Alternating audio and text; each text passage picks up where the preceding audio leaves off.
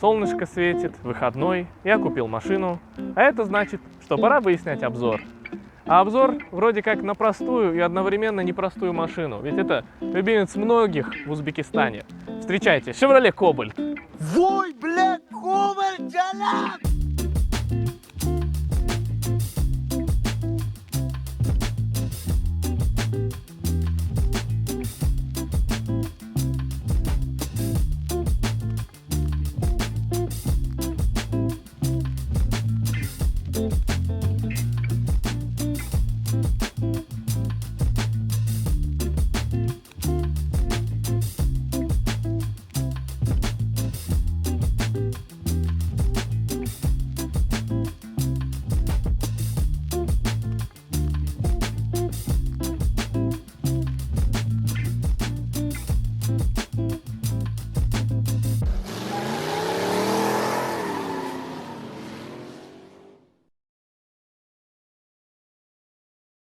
Chevrolet Cobalt. Ravon R4. Как его только в мире не называли. Впервые он появился в 10-х годах в Бразилии. Чуть позже он добрался до СНГ, то есть до России, Казахстана и нас. В 2012 году его начали собирать здесь и отправлять, то есть экспортировать туда, к нашим соседям, к нашим Орыслар, братишкалар, вот этим вот всем ребятам. Вот. Это любимец публики за счет того, что у него 1,5-литровый двигатель на 105 лошадиных сил. Да, всем привет, кто любит цифры. Вот, 15-е литые колеса, диски. Вот, но как бы выпускаются более днинские комплектации, где у него штампы стоят. В совокупности с его мягкой подвеской, я думаю, там вообще Luxury Edition будет. Данный автомобиль в комплектации LTZ, или как местные говорят, 4-я позиция АКЯ. Вот. Чем отличается данная позиция? Это коробка автомат, противотуманки, АБС. Да, в некоторых комплектациях нет АБС. И как бы это прискорбно не звучало, тут нет магнитолы по штату. Тут просто стоит заглушка и условно как бы монетница, такая полочка для ваших личных вещей. Но вы можете из него сделать Cobalt Hottabolla Edition, как это сделал я. Вложив всего лишь каких-то $1500, как бы, да, для кого-то это вау. 10% от стоимости машины? Да, 10% от стоимости машины, но, братан, если ты уже позволил себе эту машину, ну, там еще 1500, где-то как-то вот так вот наскребешь, в гяб поиграешь, и все нормально будет, как говорится. Ставишь камеру 360, ставишь, как бы, Lenovo регистратор, и все вроде бы. Кстати, еще что вспомнил насчет 4-й позиции, как они решили компенсировать стоимость этого автомобиля, а стоимость была около 14 500, извините меня. Они сделали заднюю полусферу тонировку. А сделали они не просто бетон тонировку, а где-то 30-35% всего лишь. Задние стекла и вот заднее основное стекло, и все. Как бы это стоит около 8 миллионов на заводе. Сейчас сколько тонировка в среднем стоит в городе? Полусфера? 400 тысяч. Это с пленкой уже. Я не понимаю логику этого завода. Это какая-то эксклюзивная пленка. Но долго о ней мы не будем говорить. У тебя это элегант, да? ЛТЗ элегант, по-моему, она идет. Нет, просто ЛТЗ, брат. Не элегант? Не элегант, не Redline, ничего. Просто, как бы, как ты сейчас сказал, Hottabolla Edition. Все. Вот. Цвет мокрый асфальт. Самый благородный цвет из линейки, хотя я, насколько знаю, вот сколько, 11 лет уже у нас производится Cobalt, у него есть 3 оттенка мокрого асфальта. Там есть светлый Cobalt, светлый мокрый асфальт, какой-то там средний мокрый асфальт и темный мокрый асфальт. Дальше уже идет Choco, Blue Moon, черный, вот это вот. Самая тема брать Cobalt в цвете Cobalt. Есть такой? Вот это ультрамариновый синий, он по паспорту идет в цвет Cobalt. Cobalt, цвета Cobalt. Ой. Как бы, давай лучше я продам его, куплю мятный ДАМАС и все, и буду радоваться жизни. Не мятный, а Тиффани. Тиффани, господи. Дорогие друзья, сегодня мы находимся в СТО на замене масла в автомобиле моего хорошего друга Диора. А находимся мы здесь не просто так, сейчас объясню почему. На позапрошлой замене масла Dior столкнулся с такой проблемой, что ему залили контрафакт какой-то некачественный. После, так сказать, заливки у него начались проблемы с мотором. Вибрации, шумы, да. И Dior с этим просто так не стал мириться. и начал искать хорошее качественное масло в Ташкенте. Но нормальных поставщиков он так и не нашел. Как бы можно опустить руки и смириться с этим и ездить дальше. Но нет. Мы пошли дальше. Dior пошел дальше. Он вышел на Поднебесную, на поставщиков из Китая, на завод ExxonMobil Кастрол. и Castrol. Через поставщиков Dior заказал масло, решил попробовать залить его, и оно его приятно удивило. Во-первых, пропали шумы и вибрации, во-вторых, это масло билось по QR-коду через сайт и через WeChat. Здесь есть все пин-коды, QR-коды, все доказательства того, что это масло заводское, его произвели, его ввели в базу, и оно есть в системе. Вот. Помимо этого, многие коллеги и друзья Dior заинтересовались подобного рода маслом и другими техническими жидкостями. Dior любезно их также заказал из Китая. И вот. Приехала, они залили, им все понравилось, и Dior пришла гениальная мысль. Почему бы не открыть свой онлайн-магазин, куда вы можете обратиться и заказать масло, тормозную жидкость, любую техническую жидкость на автомобиль, либо аксессуары по доступным ценам и с хорошего качества. Ссылочку я оставлю в описании под видео. Про ездовые качества Кобальта. На автомате особенно это кайф, как по мне лично, особенно те, кто пересаживаются с механики. Вот, передача переключается плавно, и тут еще зависит от бензина и масла, но вот сейчас нету 4000 даже на одометре, но если не топить, вот так вот плавно, вальяжно ехать, то переключает передачи очень-очень плавно, практически незаметно. Вот. Сидится тут комфортно, высоко, вот, есть регулировка сидений по высоте, вот, хоть какое-то удобство сюда завезли. Вот. Также для пассажиров как переднего и заднего ряда очень комфортно. Но если сзади нет пассажиров, пассажиру справа можно чуть-чуть отъехать, откинуться, и очень комфортно будет. Вот в этом плане очень просторная машина. То есть настолько комфортно, что сейчас, получается, сижу я, пассажир, со штативом, и есть еще куча места, то есть прям нормальное такое пространство здесь. Что могу сказать еще по удобствам вождения? Очень мягкая подвеска. Вообще, ну как бы, если возвращаться к истории создания именно этого Кобальта, или для россиян Ravon R4, то его изначально создавали для Бразилии, для бразильского рынка и бразильских дорог. А бразильские дороги похожи на наши, на СНГшные дороги. Особенно в областях и в периферии. Вот. Поэтому подвеска сзади здесь рычажная и очень мягкая. Также что могу сказать? Многие водители Кобальта жалуются, что после 120, вот кто за городом ездит, начинают проявляться минусы этой подвески, потому что начинается, ну, болтовка целая. Они болтовку ловят и все. Болтовку, болтанку. Кто-то по-разному называет. То есть уже менее управляемый и менее устойчивый он становится после 120 км в час. Ну, как бы я пока что не рискую, не испытываю судьбу и подвеску этого автомобиля на такую прочность. Вот. Как бы мне в городе хватает 50-60 км в час, за городом 100-120 максимум, но выше я пока не поднимал. Но у меня был знакомый, который поднимал и чуть ли не до 180 разгонял Кобальт. По поводу разгона Кобальта есть такая новость, ну это не новость уже давно, но есть такой момент, то что украинцам очень понравилась эта машина в плане ее реально ездовых качеств, в плане ее разгона, управляемости в каком-то плане, что они закупили партию Кобальтов в Узбекистане для полицейских автомобилей. То есть они отдали эту партию автомобилей полиции. Полиция Украины в данный момент, можете, ну, кто смотрит, может, с Украины, могут подтвердить, можете в интернете забить, посмотреть также, что полиция Украины ездит на Кобальтах. Честно, я не знал об этом, но очень интересный факт. Что еще могу сказать? После 4 месяцев владения этим автомобилем, вот, в принципе, рекомендуемый бензин сюда зальется 92-й. И я бы не советовал местный заливать бензин. Я вот заливаю сейчас российский, это Лукойл или Татнефть, 92-й, вроде как. Ну, нормально, пальцы не стучат, потому что на местном бензине у меня пальцы стучали.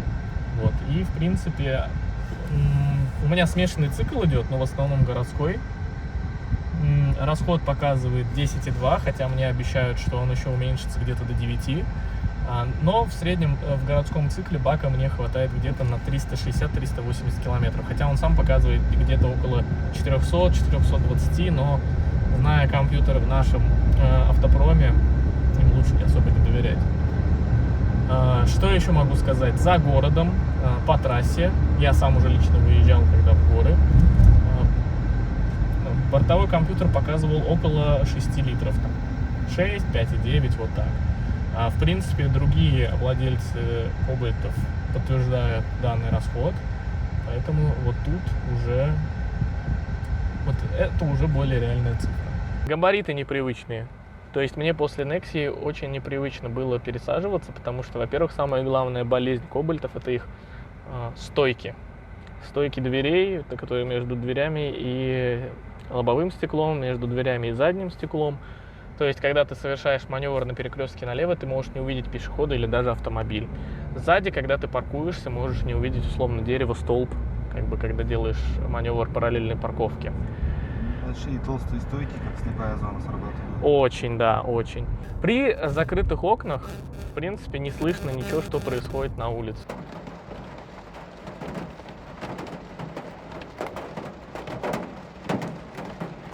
Сейчас на улице дождь, такой ливень. Вы можете услышать все великолепие шумоизоляции кобальта, точнее, ее отсутствие.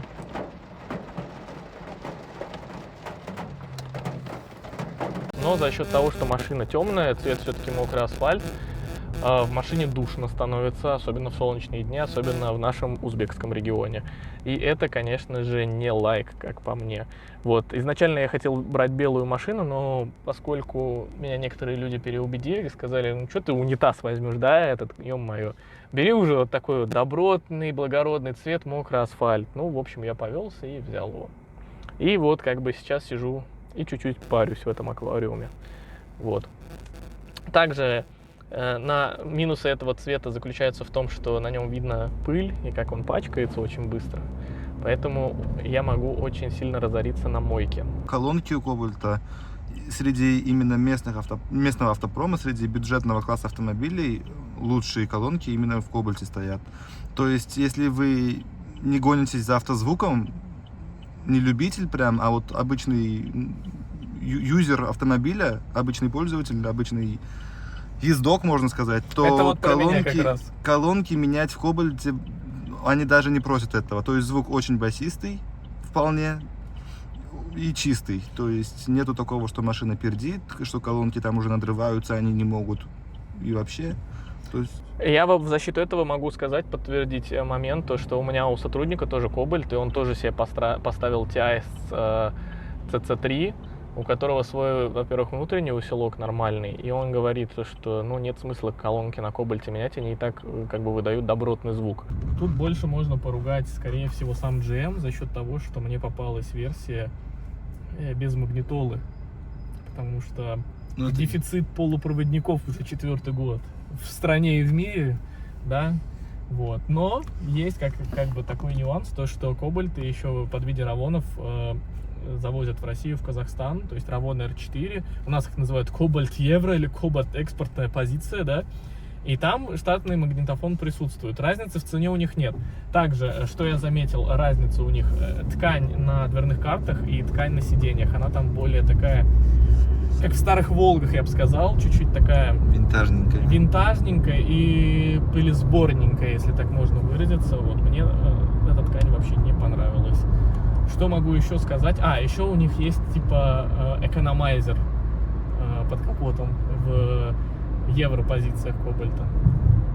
Но, как нам сказали, как многие мастера говорят, он особо роли не играет. Вот. И почему экономайзер именно на экспортные версии, например, на казахскую, российскую ставят, потому что у них условно местный бензин лучше. Вот, в принципе, если вы собираетесь евро-позицию кобальта брать в Ташкенте, в Узбекистане, тогда заливайте хороший бензин на проверенных заправках. Ну вот, пока что могу только банально сказать то же самое Татнефть и Лукойл. Вот, и не парьтесь. Вот. Знакомых с Кобальтом, где расходомер есть, точнее экономайзер есть, у меня, к сожалению, нет. Мне не у кого спросить, реально ли это работает, не с кем как бы поспорить, сравнить. Поэтому я ничего в этом плане не смогу сказать и никак прокомментировать эту ситуацию. Вообще, Кобальт является любимцем всех наших местных водителей, автолюбителей, потому что таксистов, да, потому что есть такой устоявшийся прикол: вызовите старт, приедет Кобальт, вызовите комфорт, приедет Кобальт. До недавнего момента, когда еще китайцев не было, вызовите бизнес, приедет Кобальт.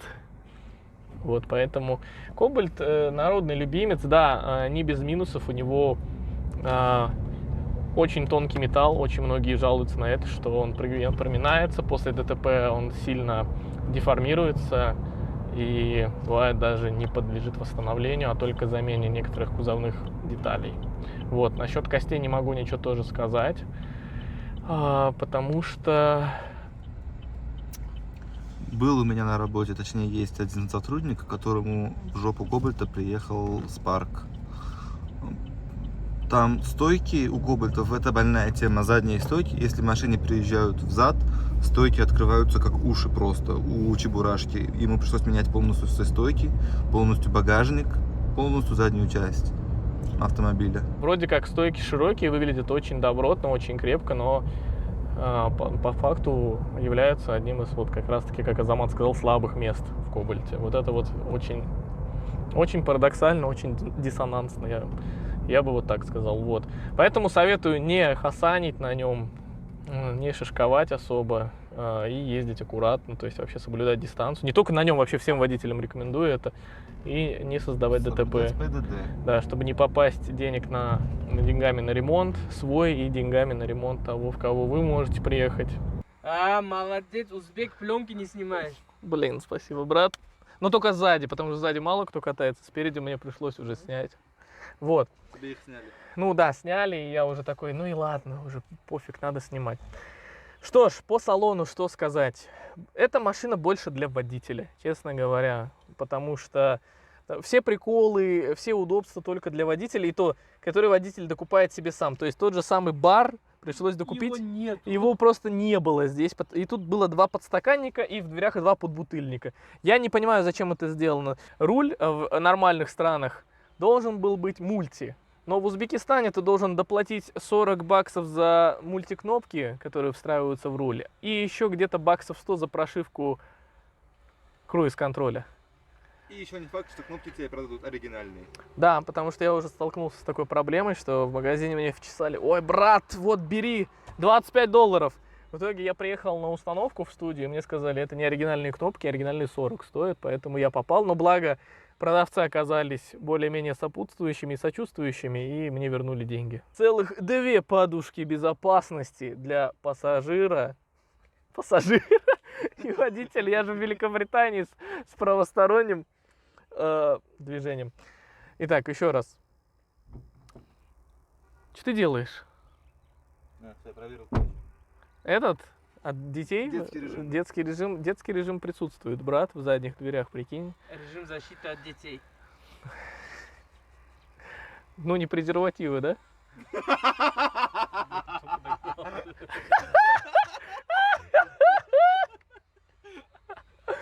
В общем, про защиту. Целых 2 подушки безопасности для водителя и для пассажира. Нифига себе. Уже новый уровень, не то что в Nexia вообще ни одной не было.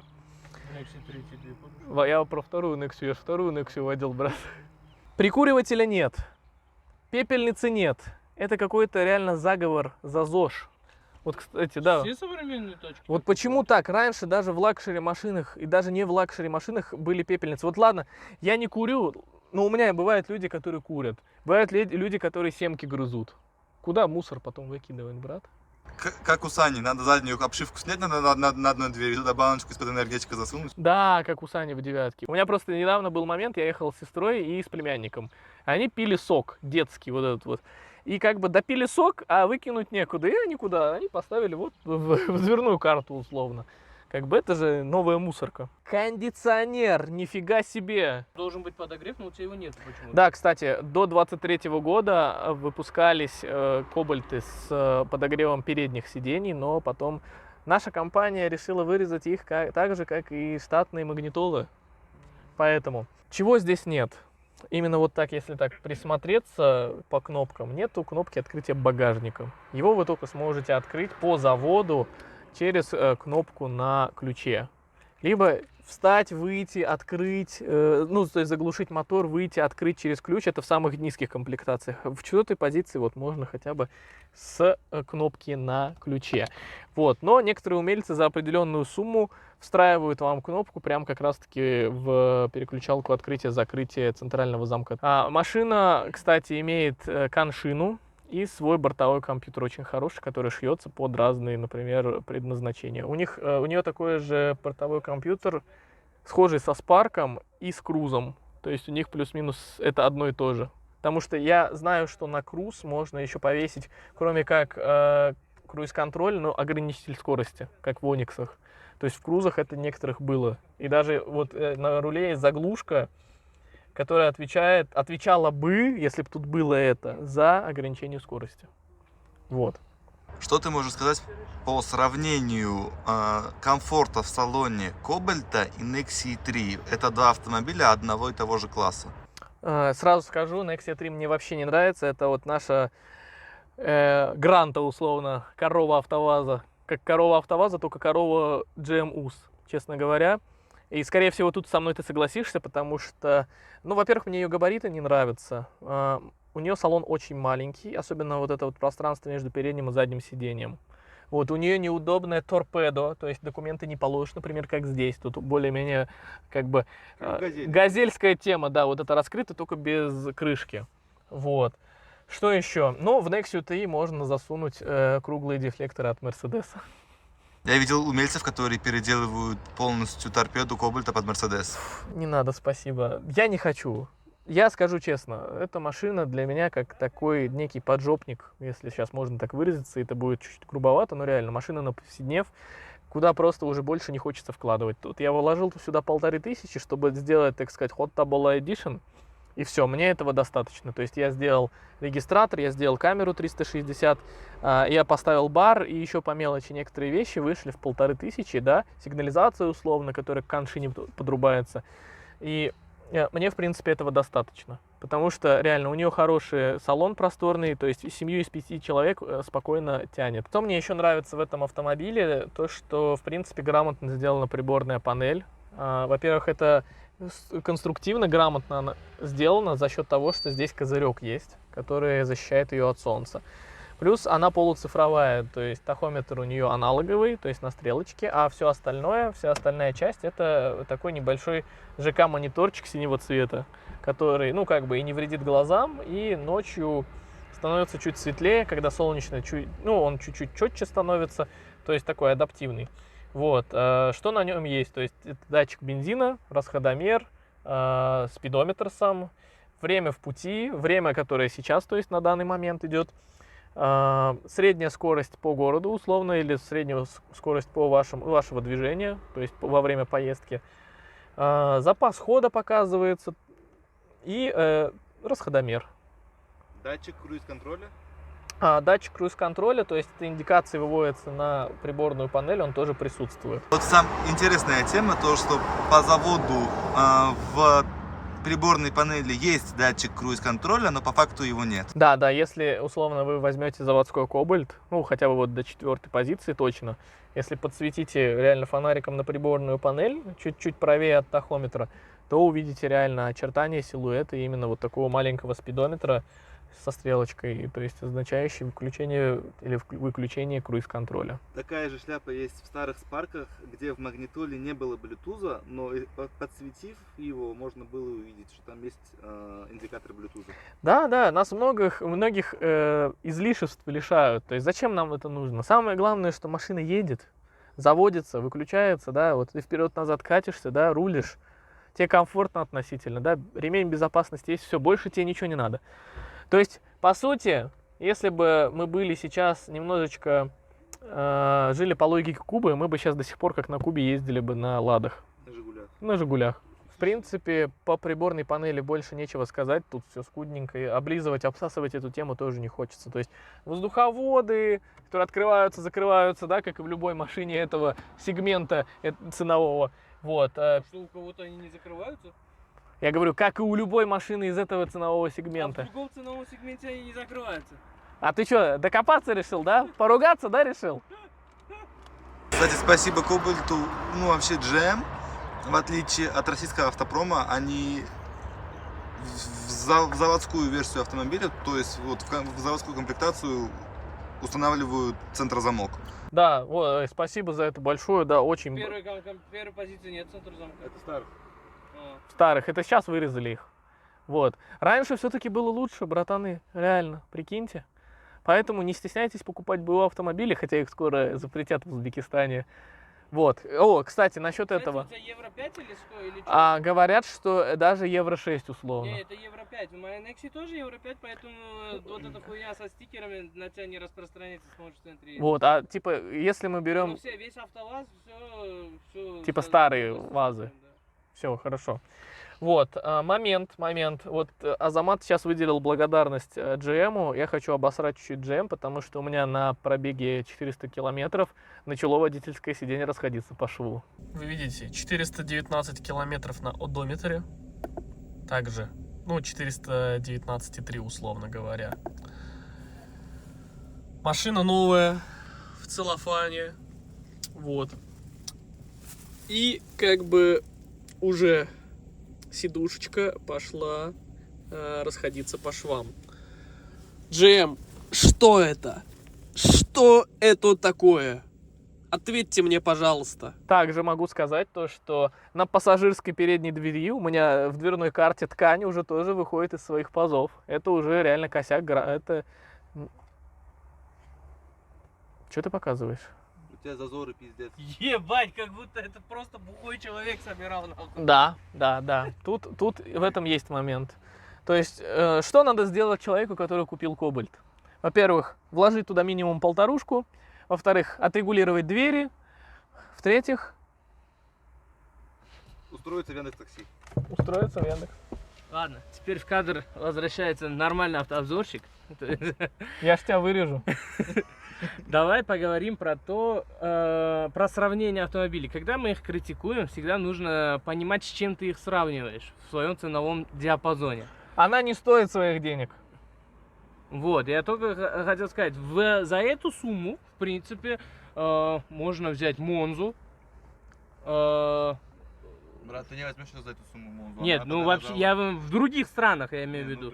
То есть, вот у нас же Кобальт здесь производится, в других странах, где она тоже производится, ты за эти деньги возьмешь Монзу. Малибу вторую можно взять. Блядь, Малибу 2 можно взять. Да. Я извиняюсь, прерву. Тебе заднее стекло птица обосрала. Ну и ладно. К деньгам. К деньгам зато, да. Вот, что еще? Нормальный автообзорщик вернулся в кадр, ребята. Да, брат, я вижу, твой взор обратил внимание, то, что здесь есть электрорегулировка зеркал, но не электроскладывание зеркал. Да. То есть, как по старинке, ручками поработал и все. Не. Да, это печально все-таки. Вот. Ладно. Центрозамок, кстати, работает как на закрытие с водительской двери, но открывать его приходится вот с кнопки на панели. Вот это тоже странная тема. Как бы я хотел обзор в стиле BYD снять, да, без особых докапываний, вот этого вот всего, но вот он пришел, и сегодня он вместо Андроника, походу. Да нет, да, к чему здесь докапываться? В узбекском рынке сейчас за эту сумму ты не возьмешь ничего нового. Да, только одну старую. Только старое. Теперь вот вопрос. Сейчас за эти деньги уже можно взять старую Малибу, вторую. Они уже до 15 тысяч упали. 15-16 тысяч можно взять 18-го года Малибу, да, то есть все. Что ты выберешь? Вот как по user experience. Зная, какой человек Саня, я думаю, он выберет именно новый автомобиль. Давай так, ты когда-то сказал цитату Генри Форда. Самый лучший автомобиль — это новый автомобиль, брат. Ну, да. Все-таки, давай так, Малибу вторая показала по тенденции, что она будет падать и падать и падать. И не факт, что ее не запретят условно, да? Опять со стикерами вот это вот возьмем. Не, ну у нее евро 6. Но все равно, брат, Это во-первых. Во-вторых, мне этот понт лишний не нужен. Я человек более скромный. Вот мне эта рабочая лошадка нравится. И все. Что по расходу? Расход 10 литров где-то идет сейчас, но мне Ебать, сказали... опять меньше ест. Ну подожди меня, извини меня, у меня сейчас 4000 пробег, а у вас около 10 тысяч. Ну да. Вот. И мне сказали, что потихонечку расход упадет. Кстати, Это только в городском режиме. В смешанном режиме где-то около там 8, а за городом 6. Она стопудово кстати, я хавает. хочу Для тех, кто планирует в ближайшее время покупать Кобальт, опять-таки у него есть одна болячка, помимо стоек задних, у него плавают обороты после пробега 50 тысяч. То есть там надо постоянно чистить дроссельную заслонку. Кстати, у соседки я слышал такое, что она едет условно... или она просто на холостом стоит, у нее до 2500 могут Чё по подниматься. гарантии? Гарантия. Самое интересное, брат. Угадай. 100 тысяч 3 года? Нет. Нет, серьезно? Нет. Джем же сейчас начал Всё, 100 нет. тысяч 3 года. Ну, Да. это может быть с 24 года. В 23 году нет. 20 тысяч 1 год? Нет. Я говорю, гарантии нет. В смысле? В прямом. Ты же новую машину. Ну да, все, гарантии нет. Как бы мучайся сам. Бля, ебать. Даже на мою импортную тачку есть гарантия, а здесь на собранную... Но зато у тебя дилеров нет здесь. И кто... Есть, появились. Да? О, поздравляю. У китайцев наконец-то появились здесь сервисные центры и дилеры. Хорошо. Вообще здесь нет. Как бы мучайся сам, сделай сам. Это Лего. Братан, Лего для взрослых. Вот там было единственное, как ты сказал. Сказано про полочку вместо магнитолы. Я всегда прикалывался над ней. Типа, натаксуй, положи туда сумму магнитолы в эту полочку, а потом уже купи магнитолу. Да, но слава богу, мне таксовать Таксовал? нет еще. Ни разу? Нет. Я, кстати, вот даже в Черчик, в областной город ездил, ну, по делам. Обратно через Пятак проехал, думал, кого-нибудь подберу, но уже было 8 вечера, никто из Черчика не едет. А так бы с Ракет до Максима Горького это спокойно бы сделал, брат. Вот. По передней части, в принципе, все понятно. Единственная самая главная вещь, и то это А по суннат, вылету есть? суннат есть такой небольшой, да? То есть по высоте регулировка есть, а вот в чем суннат заключается, По вылету нету. по вылету Не, нет. ну в этом ценовом сегменте ни у кого нет по вылету. Чё ты? Так, сколько мы должны до Джентры добавить? 2000? Да нет, не, у Джентры есть. У да, Джентры по-моему? есть вылет. В Nexia 3 нету у тебя, Ну, извечный спор в Узбекистане, что лучше, Кобальт или Джентра. Хоть Кобальт там и дешевле на пару копеек, я считаю, что Кобальт лучше, чем Джентра. Он практичнее. Начнем с того, что Джентра выпускается без изменений с 2002 года. А эта модель хотя бы посвежее. Во-вторых, Во всем мире.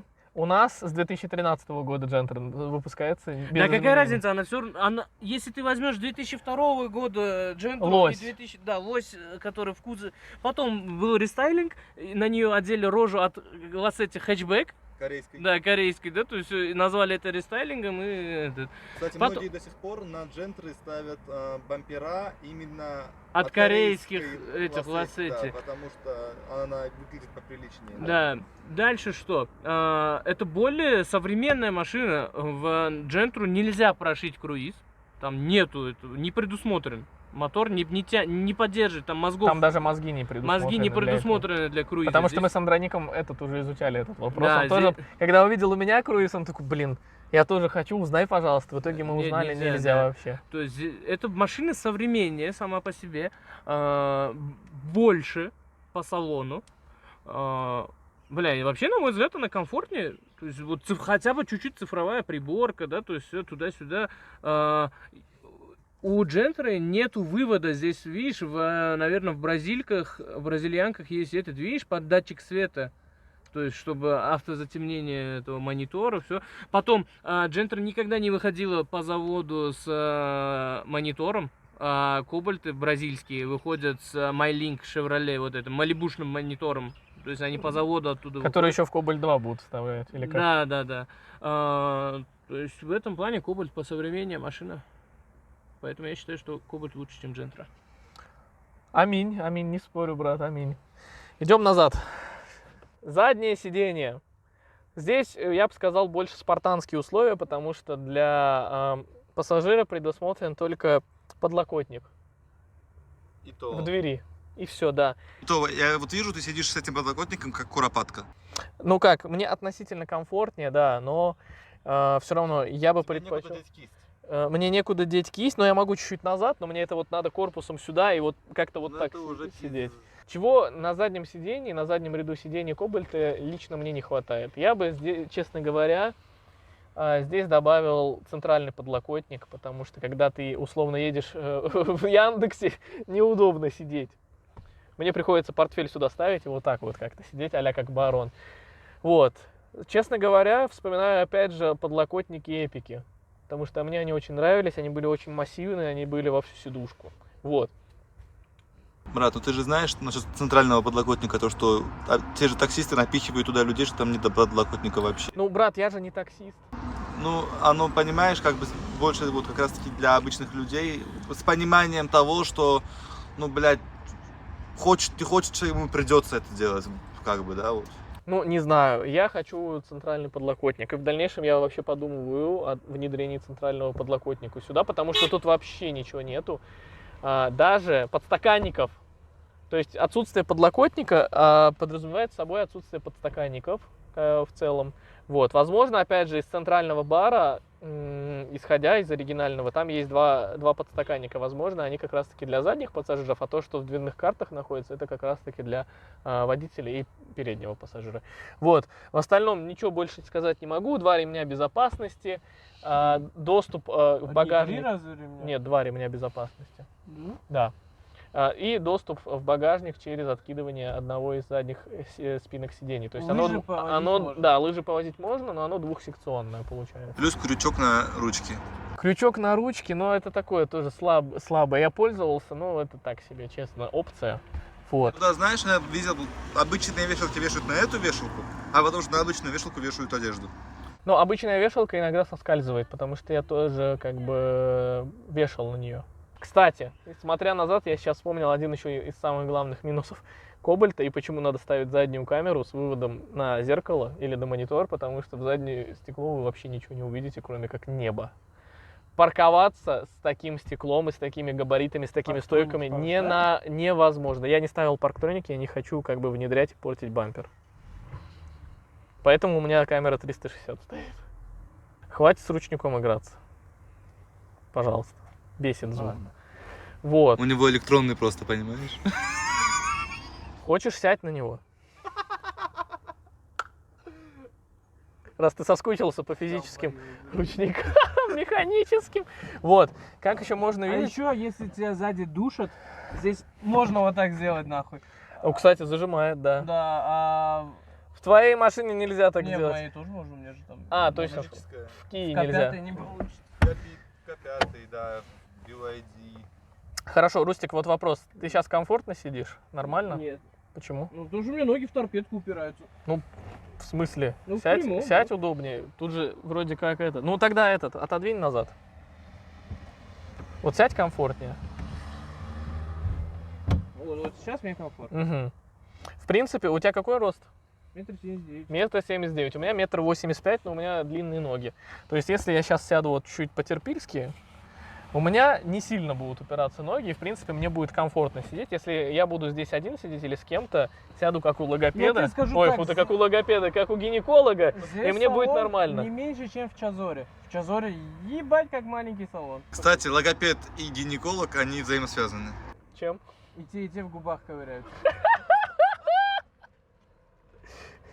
Хорошая. Да, но, кстати, про дверные карты и пластик в Кобальте, он очень легко Царапучий, подвержен Просто да, от царапинам. воздуха царапается. Да, случайно даже как бы кроссовком задели Ну, нижний порог. Да, у меня уже царапается, поэтому это надо будет в дальнейшем полировать и защищать бронепленкой. Да никто это не делает, бронепленку. Делают. Машины таксистов. Делают. Никто не Делают. У меня вот есть знакомые не таксисты на Кобальте, они делают. По чпокопригодности, что могу сказать? Сейчас я только уберу это. В принципе, вот если передние сиденья вообще по максимуму вперед убрать и спинки опустить туда, вперед. Представим, что О, да уже, брат, уже ты даже не вперед отодвинул, а уже, ё-моё, что за песня? Ёкарный бабай. Что вы еще можете сказать? Вы наглядно видите сейчас то, что так сказать, стриптизерша Луиза сейчас чуть на меня не оседлала, понимаете? Это уже о чем-то говорит. Да, ты горячая штучка. Я думаю, пора переходить к багажнику. Поскольку эта машина приехала к нам условно из Бразилии, а там любят пышные задницы, у нее тоже, так сказать, объемная и пышная задница, как у Луизы. Итак, переходим к багажнику. Среди своих конкурентов в данном ценовом сегменте это самый большой багажник. Не то, что даже в ценовом сегменте, в этом классе, Классе, автомобиля, да, да. 545 литров целых, ё-моё. И это он еще не на всю заполнен. Зато сюда спокойно метан, сотка То есть влезет. у нас тут лежит большая довольно-таки сумка с автомобильными принадлежностями. Здесь от стабилизаторов, от всей вот этой вот съемочной фигни у нас лежат коробки. Там ящик с инструментами. И еще вот здесь столько вот свободного места. И причем это еще не основное пространство багажника, тут есть второй пол под запаску. То есть, условно, мы если поднимем коврик,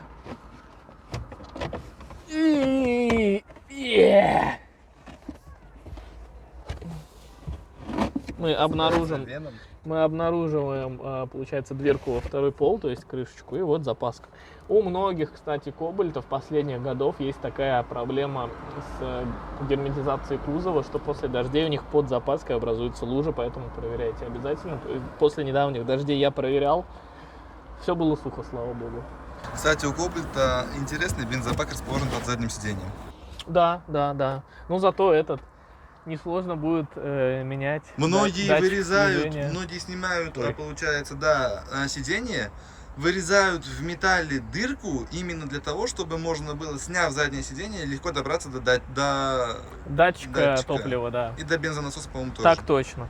Что ж, на примере меня Борова 70 кило, 1,85 м проверим, помещусь ли я в этот багажник.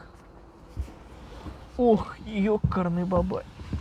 Ну слушай, с кайфом, я бы сказал, я покатался так.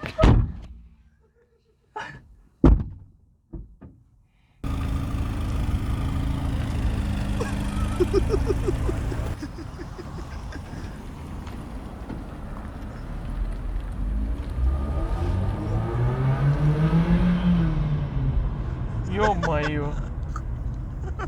Хорош! И, блядь, не картошку, сука, везешь же. Просто у этого человека сегодня хорошее настроение.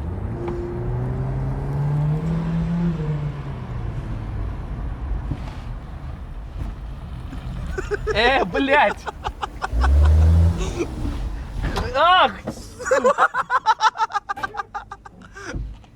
Открой багажник. Открой багажник. Нет, с кнопки можно было открыть. Ёбаный в рот.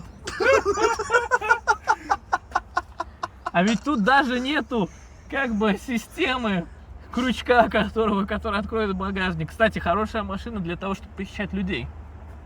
Невест. И не только. Это для наших друзей из Казахстана. Там же популярная тачка, а там же воруют невесту. Ух. Фонарик включил, ты понял? Можно клаустрофобия, значит? Нет, я искал, типа, можно ли тут открыть его изнутри или нет. Это, кстати, ты слышал про Кобальт гибрид? Нет. Гибрид, когда ставят сюда баллон метана, сюда помещается баллон пропана и бензин. И, короче, на одном баке у тебя, ну, если при полной заправке всех трех, она у тебя 1500 километров на одной заправке проедет. Прикольно. Также привет ребятам из группы MFG. Да, и привет ребятам из группы General Motors, которые, да, вот просто оставили голый металл здесь, ё-моё. Кстати, вот, блядь, извиняюсь, вот это вот для чего сделано? А я не знаю, брат.